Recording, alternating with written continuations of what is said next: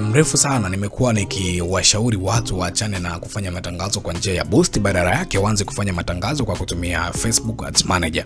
Na episode ya leo nataka nizungumzie ni kitu gani ambacho kinatokea endapo kama hautumii Facebook Ads Manager kwa ajili ya kuweza kufanya matangazo yako ya Instagram pamoja na Facebook. Kwa hiyo episode ya leo ni maalum kabisa kwa ajili ya kukufafanulia kiundani zaidi ni kitu gani ambacho kinatokea kama hautumii matangazo ambayo unatakiwa kuyatengeneza kwa kutumia Facebook Ads Manager.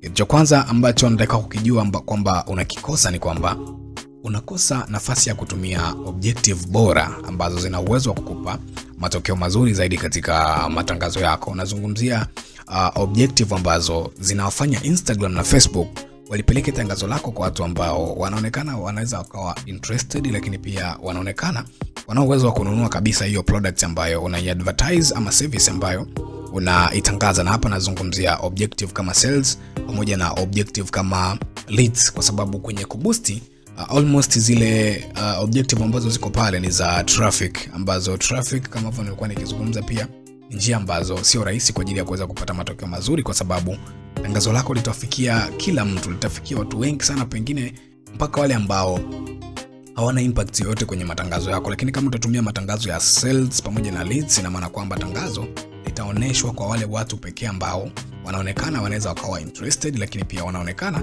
wana uwezo wa kununua hiyo product yako. Kwa hiyo hicho ni kitu cha kwanza kabisa ambacho unakikosa kama utumii Facebook Ads Manager, yani unakosa nafasi ya kutumia objective ambazo ni bora kwa ajili ya kukupa matokeo ambayo ni mazuri zaidi. Lakini pia kitu cha pili ni kwamba unakosa uwanja mpana wa kufanya selection ya destination.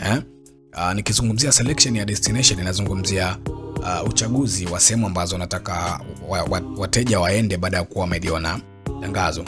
Ukiangalia kwenye upande wa kuboost tuna destination kama 3 tu, kwa maana ya kuwapeleka wateja katika WhatsApp, kuwapeleka wateja katika hiyo profile visit na kuwapeleka wateja katika website ambayo huko ndiko tunataka wateja wakienda wakachague products, lakini pia wakashawishiki zaidi na kuweza kufanya maamuzi ya kununua products ambayo tunai-advertise katika hayo matangazo. Lakini kama unatumia Facebook Ads Manager unapata nafasi ya kutumia destination nyingi sana, ambapo utatumia kwanza hizo za website katika namna ambayo ni bora zaidi. Utapata nafasi ya kutumia form ambazo ni bora zaidi, lakini pia utapata nafasi ya kutumia destination nyingine za landing page ambazo zinaweza zikakupa matokeo ambayo ni mazuri. Na destination zinaathiri vipi namna ambavyo tangazo lako litafanya vizuri? Ni kwamba hizi destination huwa zinaamua pia utumie performance goal ipi, na performance goal ndio kitu pekee ambacho unakuwa unawaambia Instagram kwamba mimi ili ionekane nimepata matokeo inabidi mnifanyie kitu hiki. Sasa ukitumia destination kama ya WhatsApp direct, ni kwamba performance goal ambayo utaitumia ni ile ya kumaximize number of conversations, yani kwa maana ya kwamba Instagram na Facebook ili waone kwamba umefanikiwa kwenye hilo tangazo, ni wao wahakikisha kwamba wanakupa message nyingi. Haijalishi kama hizo message ni za wanunuaji au ni wauliziaji, ila wenyewe wanachofocus nacho ni kukupa wewe message nyingi. Sasa message nyingi inaweza kukosti sana katika namna ambayo inaweza kawa ya matangazo bora, tofauti na mtu ambaye anatumia landing page ama anatumia form. Kule utapata nafasi ya kutumia performance goals za conversion na performance goals za leads, ambazo hizi zinawafanya Instagram na Facebook watumie nguvu kubwa sana kuweza kuwatafuta watu ambao watakuja kununua au watakuja kuwa interested na hicho kitu ambacho unakitangaza. Hope unaona tofauti ambayo iko hapo. Kuna destination ambazo zitakupa traffic ambayo ni quality, lakini kuna destination ambazo zitakupa traffic ambayo ni less quality, kwa maana ya kwamba si rahisi kuweza kupata mteja akateke action ambayo wewe ulikuwa unaitafuta. Kwa hiyo hicho ndio kitu cha pili, hautapata nafasi ya kuselect destination ambazo ni bora zaidi kama hautumii Facebook Ads Manager. Lakini pia kama hautumii Facebook Ads Manager huwezi ukapata nafasi ya kufanya intensive targeting. Nikizungumzia intensive targeting, nazungumzia ile targeting ambayo unaweza ukaifanya kwa aina zote za wateja. Wale wateja ambao labda waliwahi kununua product zako unataka kuwarudia tena, wale wateja ambao hawakuwahi kukufurahisha kwenye matangazo yako unataka kuwaondoa, wale wateja ambao unataka kuwatengeneza ili ikifika muda wa kurun tangazo hauhitaji tena kuspendi muda mrefu katika targeting, badala yake ni wewe unachukua na unabandika. Lakini pia targeting ambayo itakuwezesha wewe kuweza kufikia wale watu ambao wanafanana na wateja wako wazuri ambao tayari umeshawauzia bidhaa. Kwa hiyo hivi ni vitu ambavyo unavikosa sana kama hutumii Facebook Ads Manager, kwa sababu hivi utavipata kwenye Facebook Ads Manager peke yake na sio kwenye boosting, kwa sababu boosting haikupi nafasi ya kuweza kutengeneza vitu kama hivi. Ndio maana nakuwa nazungumza mara zote kwamba unatakiwa kutumia Facebook Ads Manager ili uweze kutengeneza matangazo ambayo ni bora zaidi. Na kitu kingine ambacho ni kikubwa zaidi ambacho unakikosa kama hutumii Facebook Ads Manager, basi ni matumizi ya performance goal ambazo ziko vizuri zaidi.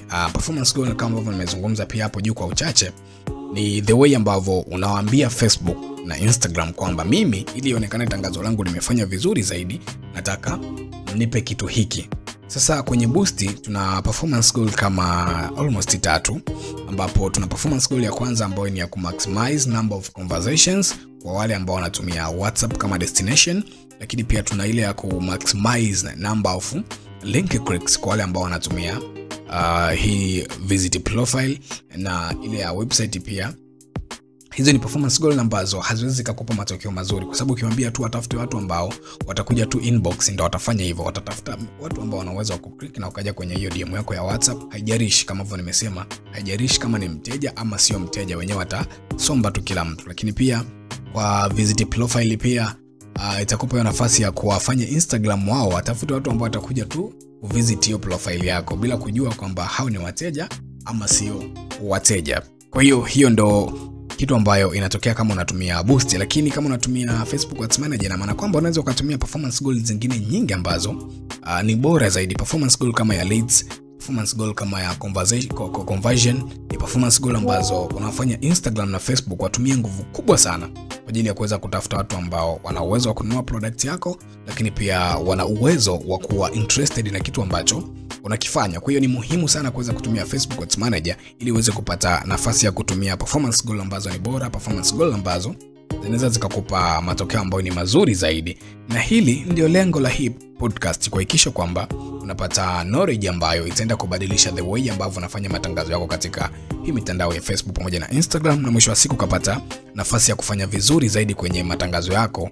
Kwa hiyo kama una ndugu, jamaa au rafiki ambaye unahisi hii podcast inaweza ikawa ni muhimu sana kwake, basi usisite kushare naye. Lakini pia usiache kuwekea comment yako katika upande wa comment, ni kitu gani ambacho umejifunza, lakini pia ni kitu gani ambacho unawishi kujifunza kupitia episode ambazo huwa zinakuja kila siku kupitia podcast hii.